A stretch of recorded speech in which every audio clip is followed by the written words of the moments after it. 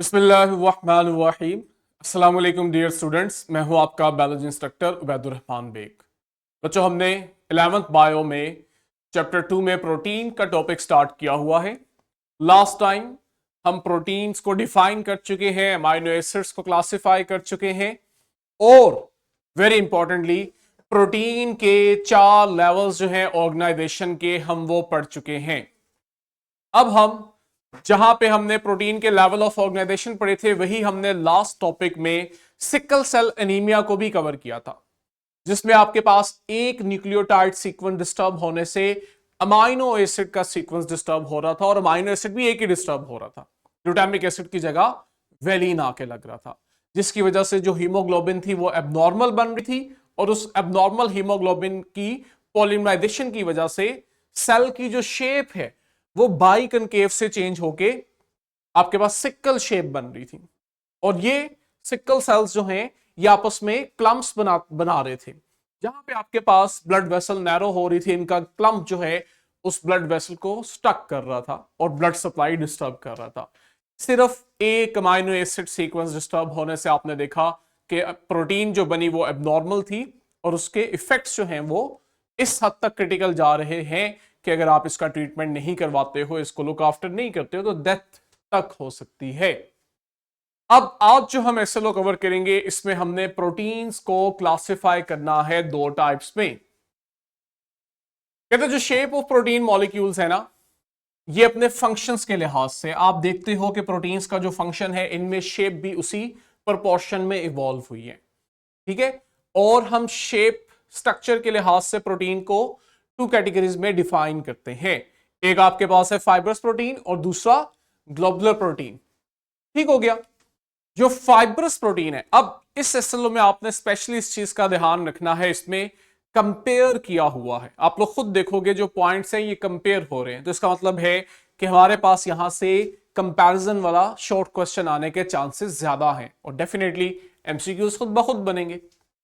Fibrous protein को जब हम देखते हैं तो आप देखोगे यहां पे लॉन्ग पॉलीपेप्टाइड चेन्स होंगी जो एक दूसरे के पैरेलल अरेंज होंगी। ठीक है, फाइब्रस प्रोटीन में एक से ज्यादा भी पॉलीपेप्टाइड चेन्स होंगी जो पैरेलल फैशन में एक दूसरे के साथ अरेंज होंगी। इनकी बॉन्डिंग बनी रहे, ये प्रोटीन्स की चेन्स एक दूसरे से अलग ना हो जाए, इसलिए आप देखोगे कुछ पॉइंट्स पे इनमें लिंकेजेस, बॉन्ड्स डेवलप होते हैं, जिसे हम क्रॉस लिंकेजेस कह रहे हैं। ठीक है, इसी वजह से हम देखते हैं कि ये प्रोटीन्स जो है ना, ये लॉन्ग शीट्स बनाती है, लॉन्ग स्ट्रक्चर्स बनाती हैं। और जब हम लेवल ऑफ ऑर्गेनाइजेशन की बात करते हैं कि आप इस प्रोटीन को डिटेल से देखो तो इसमें क्या लेवल है, तो आपके पास यहां पे सेकेंडरी लेवल है। याद है जिसमें हमने कहा था कि आपके पास अल्फा हेलिक्स अरेंजमेंट भी हो सकती है और बीटा प्लेटेड शीट फॉर्म भी हो सकती है। तो जब पॉलीपेप्टाइड चेन्स पैरेलल फैशन में अरेंज होगी तो ऑब्वियस सी बात है कि यहां पे टर्शियरी स्ट्रक्चर तो आने वाला नहीं है, तो फिर आपके पास सेकेंडरी स्ट्रक्चर ही मिलेगा फाइब्रस प्रोटीन में। इंटरेस्टिंगली ये आपके पास वाटर में इनसॉल्युबल है, यानी कि आपका सेल जहां पे वाटर मीडियम है वहां ये इनसॉल्युबल है और आप इन्हें क्रिस्टलाइज नहीं कर सकते। ठीक है, और ओवरऑल अगर हम सेल के अंदर देखें तो इनका स्ट्रक्चरल रोल होता है। सेल में जब स्ट्रक्चर्स बन रहे होते हैं वहां पे ये प्रोटीन्स इन्वॉल्व होती हैं। हम एग्जांपल्स भी देखें तो आपकी जो कोलेजन प्रोटीन है हमारे टिश्यूज में, ये फाइब्रस प्रोटीन है। कैराटिन जो है नेल के अंदर, ये भी फाइब्रस। एक्टिन, मायोसिन जो मसल कंट्रैक्शन करवाती है, इन्हें हम कंट्रैक्टाइल प्रोटीन्स भी बोलते हैं, ये भी आपके पास फाइब्रस प्रोटीन की ही एग्जाम्पल है। अब ये पॉइंट जब हमने जहन में रख लिए कि आपके पास पैरेलल फैशन के अंदर अरेंज है, सेकेंडरी स्ट्रक्चर कॉमन है, इनसॉल्युबल है, क्रिस्टलाइज नहीं हो सकते, स्ट्रक्चरल रोल है, अब हम देखते हैं ग्लोबुलर को और वहां से फिर हमने इनके डिफरेंस बनाने हैं। ग्लोबुलर जो है आपके पास यहां पे एक से ज्यादा पॉलीपेप्टाइड चेन्स होंगी जिन्हें आप देखोगे बहुत टाइटली एक दूसरे के साथ फोल्डेड होती हैं। ठीक है, शेप के लिहाज से जब हम देखेंगे तो ये उस तरह से पैरेलल फैशन में नहीं अरेंज, बल्कि ये आपके पास ग्लोबुलर या स्फेरिकल शेप बना रही है। जब भी प्रोटीन ग्लोबुलर या स्फेरिकल शेप बना रही है तो उसका मतलब है इसकी जो ऑर्गेनाइजेशन है वो सेकेंडरी लेवल से बढ़ चुकी है। तो इस केस में फिर हम कहेंगे इनमें आपके पास टर्शियरी और क्वार्टनरी स्ट्रक्चर्स मौजूद होंगे।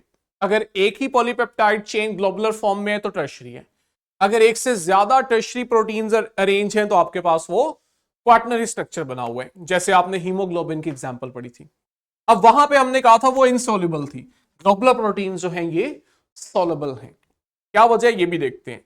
इसी तरह आप देखते हो कि आप इन्हें क्रिस्टलाइज भी कर लेते हो, ठीक है। और अगर आप इनकी एग्जाम्पल देखो तो एग्जाम्पल में क्या चीज आ रही है, एंजाइम्स, एंटीबॉडीज जिन्होंने इम्यूनिटी प्रोवाइड करनी है, हीमोग्लोबिन, ठीक है, जिसने ऑक्सीजन को डिलीवर करना है, और कुछ हार्मोन्स जिनमें आपके पास इंसुलिन आ जाता है। अब जरा गौर करो, मैं एग्जाम्पल से एक और पॉइंट नहीं बना सकता कि असल में जो ग्लोबुलर प्रोटीन्स हैं आप देखते हो इनका फंक्शनल रोल होता है। ये तमाम एग्जाम्पल जो है ये बॉडी में सेल में कुछ फंक्शन परफॉर्म कर रही हैं, ठीक है। तो एक का प्रोमिनेंट रोल स्ट्रक्चरल है, तो दूसरी प्रोटीन टाइप जो है इसका प्रोमिनेंट रोल आपके पास सेल में फंक्शनल हो जाता है। तो ये आपके डिफरेंस वाले पॉइंट्स हैं।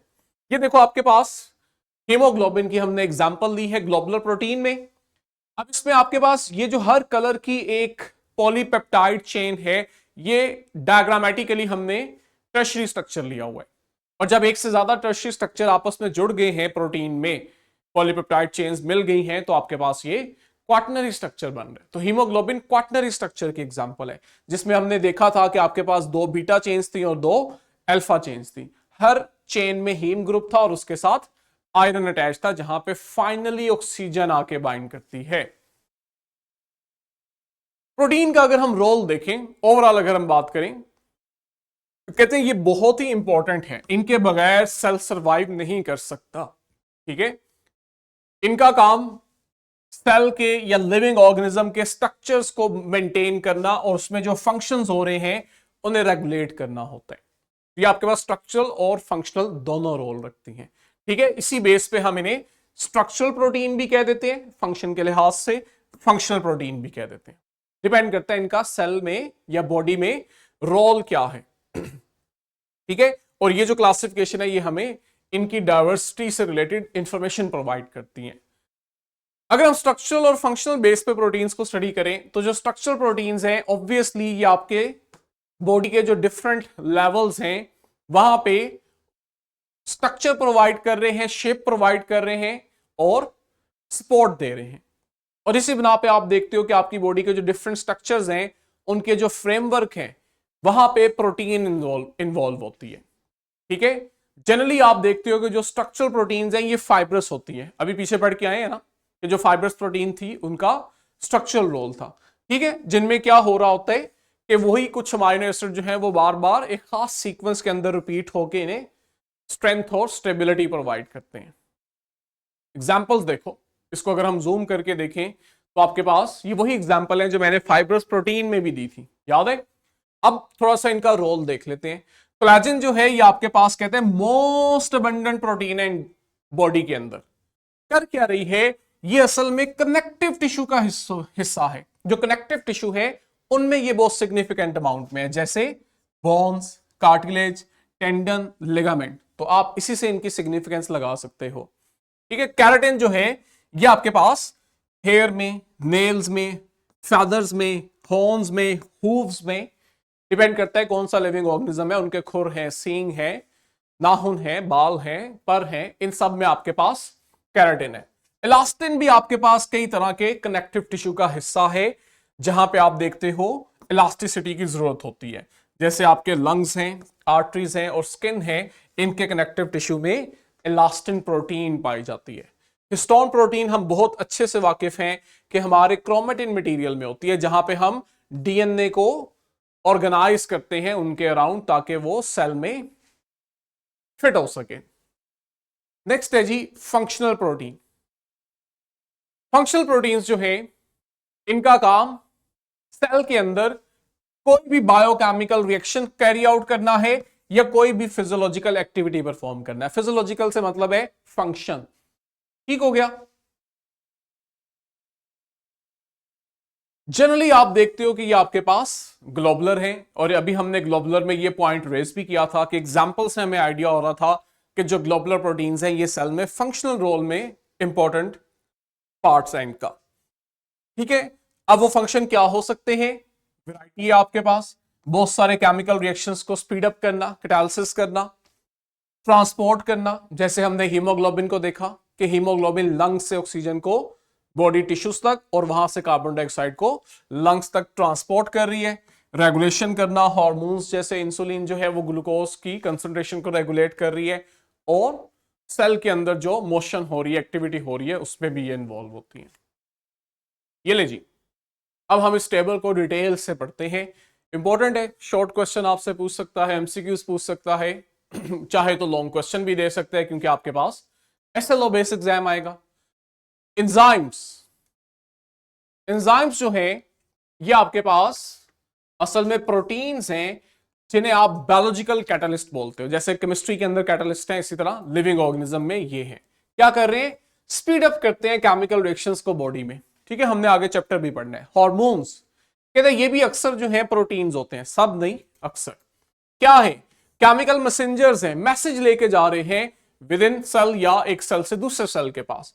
क्या करते हैं फिर आगे से कोई ना कोई उस सेल का फंक्शन जो है उसको रेगुलेट करते हैं और होम्योस्टेसिस करवाते हैं। जैसे आप इंसुलिन की एग्जांपल ले लो कि ब्लड में ग्लूकोज लेवल को रेगुलेट कर रहे हैं। क्या कर रहे हैं?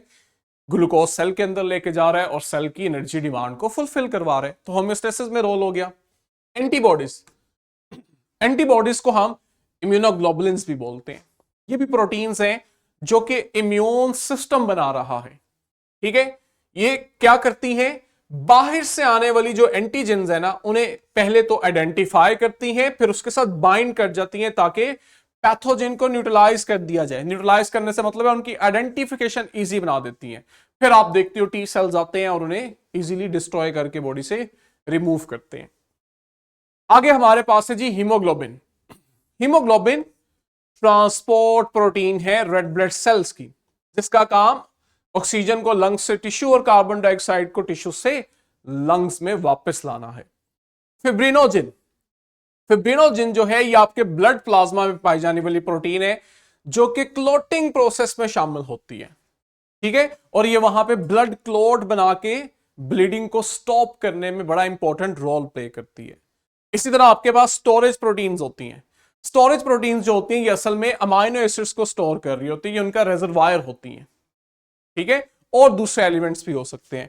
इनका ग्रोथ और डेवलपमेंट में बड़ा इंपॉर्टेंट रोल है। ये स्पेशल मैंने यहां एग्जांपल पुट की है जिसको आपने हाईलाइट करना है।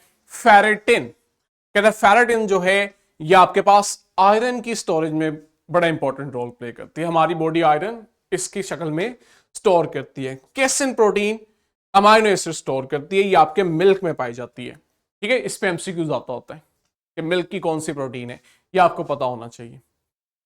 ये देखें जी, हमने लास्ट 2 एसएलओज आज कवर किए जिनमें आपके पास प्रोटीन्स को ग्लोबुलर और फाइब्रस प्रोटीन के अंदर क्लासिफाई किया गया, और साथ ही साथ हमने स्ट्रक्चरल प्रोटीन्स और फंक्शनल प्रोटीन्स की एग्जांपल्स पढ़ी। एसएलओ में 3 एग्जांपल हैं, हमने कुछ ज्यादा पढ़ ली है ताकि ज्यादा इंफॉर्मेशन रिटेन हो, अच्छे से हम कर सकें। आई होप आपको ये एसएलओ जो है आज के टॉपिक में बड़े अच्छे से क्लियर हो गए होंगे। आपके पास यूट्यूब लिंक में इसकी वर्कशीट और क्वेश्चन बैंक हैं जिन्हें आपने प्रैक्टिस करना है अपने एसएलओ बेस्ड एग्जाम की प्रिपरेशन के लिए। इंशाल्लाह नेक्स्ट वीडियो में हम नेक्स्ट लेक्चर के साथ हाजिर होंगे। तब तक के लिए बच्चों, अल्लाह हाफिज।